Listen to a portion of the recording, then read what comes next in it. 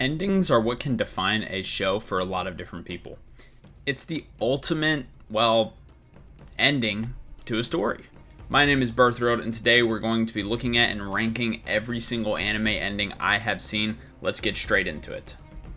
Now, really quick, some quick disclaimers. Obviously, this is all my opinion. Obviously, these are only shows I have seen. I may look or sound like shit. The background may look like shit. I just got back from a very long trip, so I am feeling like shit a little bit. And finally, there is going to be spoilers, obviously. All right, let's get into it, though. Number 16. I've seen more than 16 with endings, but these are the other ones I didn't feel inclined to add. Anyway, number 16, we have GTO. Now, I have this at the very bottom. Now, you will notice if you've watched any of my videos before, I've seen a lot of anime, but majority of them are not finished, which sucks. But anyway, GTO, the anime is finished, but oh boy, is it nothing like the actual manga finish, which, by the way, isn't over yet, so clearly you can see where I'm going with this. Also, it leaves you off on a cliffhanger.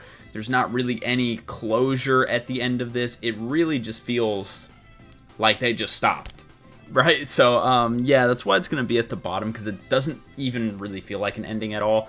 But yeah, just not very good.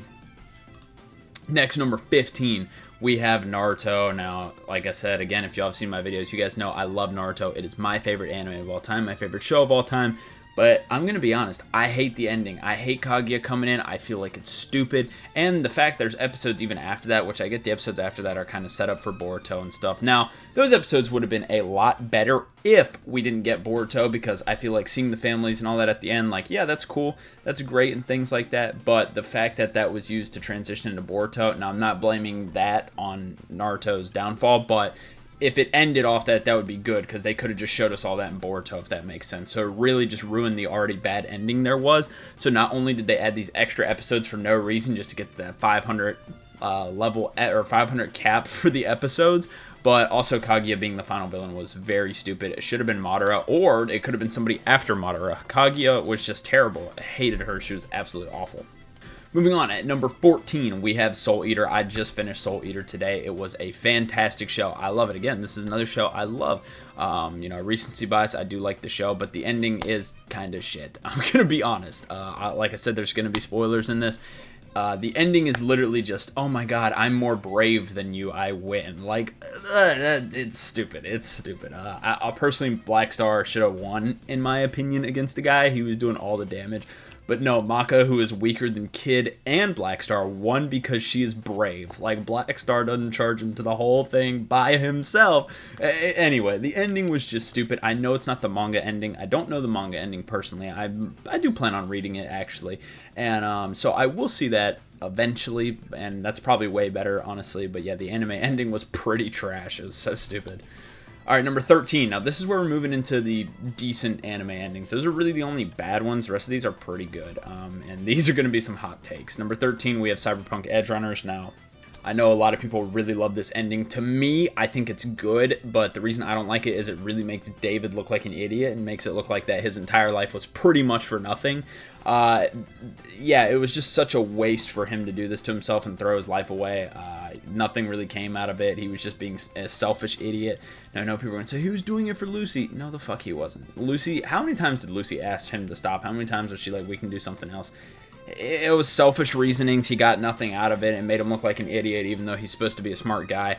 I thought there was a lot of stuff wrong with the ending. I thought it was decent still, because in a way, the chaos kind of makes it a good ending. But yeah, I wasn't the biggest fan of it, I'll be honest. Number 12, we have Samurai Champloo. Again, this is another good ending. I think the problem with the Samurai Champloo ending is that it lacks closure. Like, yes, the story is over, but that's pretty much all we got. Like, we saw them go different paths. We don't know if they'll ever see each other again. We don't know what happens to them. I mean, Mugen could have died the next day with the way he lives. Like, we just don't really know the direction. Now, some people like that, but to me, the lack of closure is just not great. Like, even they lived happily ever after at the end or something, honestly would have made me feel a whole lot better, but they didn't. They just went their separate ways, and that was that. And I was like, yeah, that kind of sucks, but it was still good overall. So yeah.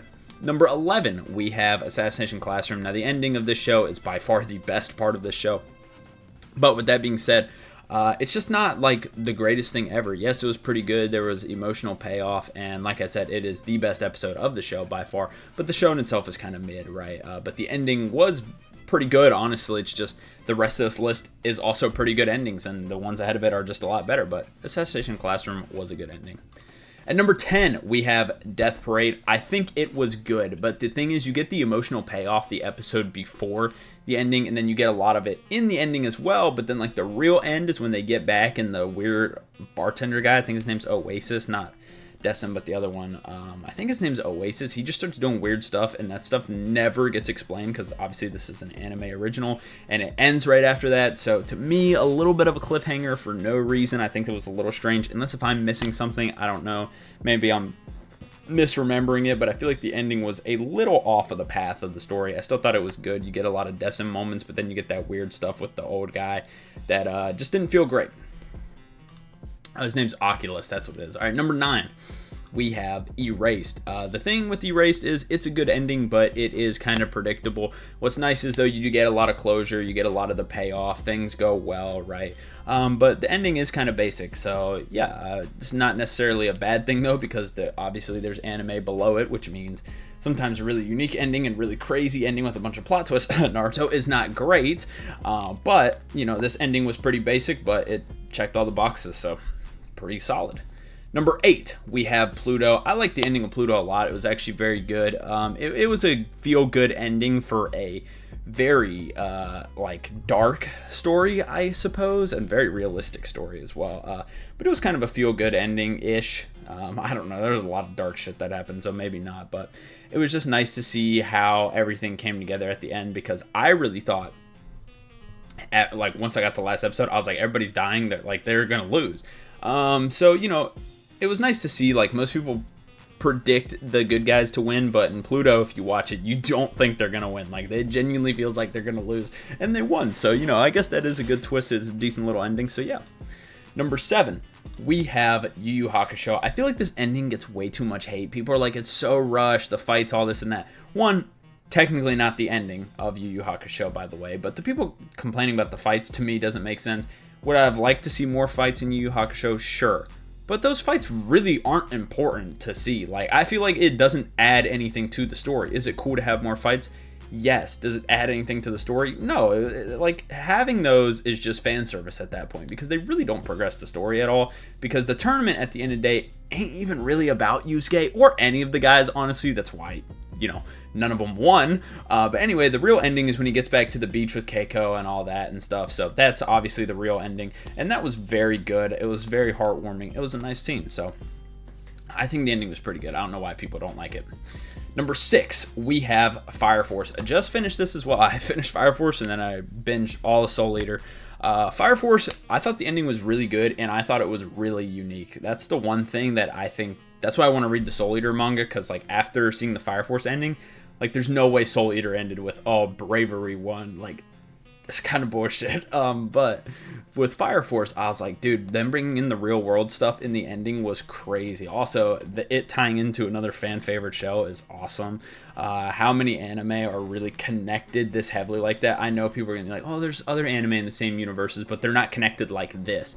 There's not a single show that works like this, right? So to me, absolutely beautiful ending. I loved it. It was great, but there are just better. Speaking of, number 5, we have Trigun. I love Trigun. Trigun checks all the boxes. The issue for me is that I don't feel like Knives was built up enough, if that makes sense. I'm trying to remember the other guy's name. I can't remember his name. The guy with like the bluish purple hair, he felt more like a main villain to me, because he got built up a lot. So when we get to Knives, like, yes, we see what he did. Yes, we know he's a terrible person, and the fight was amazing. I mean, that was the best fight in the show. My only complaint with it is that, like, Knives never had a chance to really be a great villain, if that makes sense.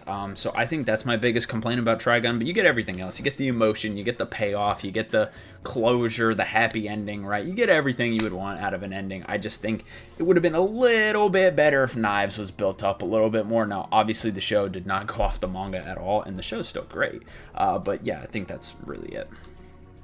Number 4. Now, these are some heavy hitters. If you have any in the top 4 at your number 1, I totally understand. So don't get mad at me if it's not number 1, because these are so interchangeable. But at number 4, we have Mob Psycho 100. I mean, it was great. The anime ending, the season 3, was fantastic. I feel bad for people who are like, oh, I'm not going to watch season 3 because it's not in the manga, because you are missing out. It is so much better than the end of season 2. Oh my god, the emotional payoff is insane. The story, and it closes up things. Like, that's the problem with season 2, it ending at season 2, like if you just stop there, is that nothing is closed up. Like, the story's just over for no reason. Now, season 3 wraps up everything perfectly, and there's nothing more you could want other than, hey, can we get a sequel of Mob in High School, please? Like, that'd be awesome. They won't do it, but I would love that. That would be fantastic.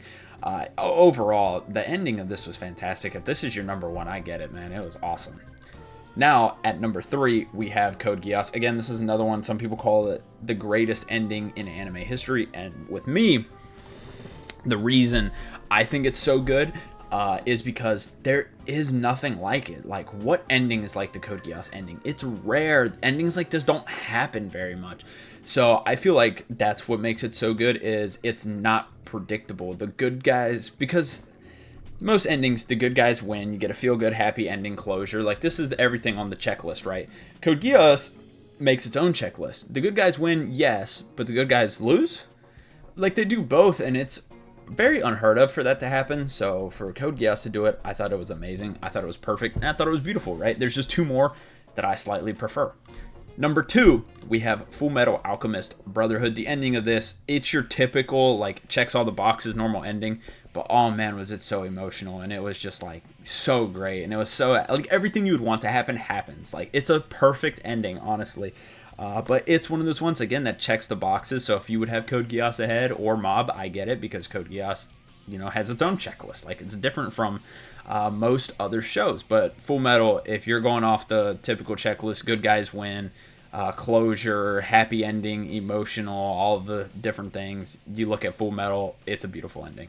But moving on to number 1, my favorite anime ending of all time is definitely Cowboy Bebop. Again, this is another ending that is out of the box, because the good guy doesn't win.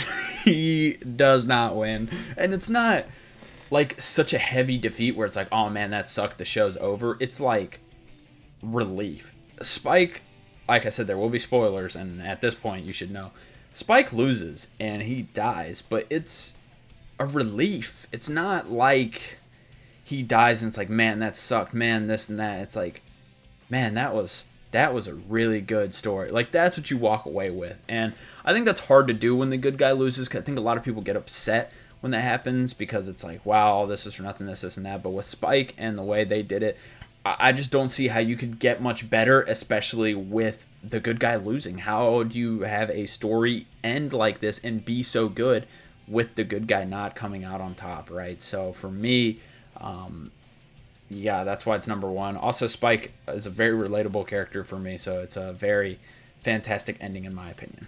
Well, that's going to do it for this video. If you enjoyed, leave a like, subscribe. Again, I was pretty exhausted recording this, so there's a lot of stuttering. I probably look tired as hell. I might have even forgot some stuff that I wanted to say, or I might have even forgot a show to put on here, just to be honest with y'all. I'm very tired. I'm about to go chill for the rest of the night, so I appreciate all y'all, but this isn't a fucking vlog. I don't need to tell y'all all that, but anyway, I'll see y'all. Peace.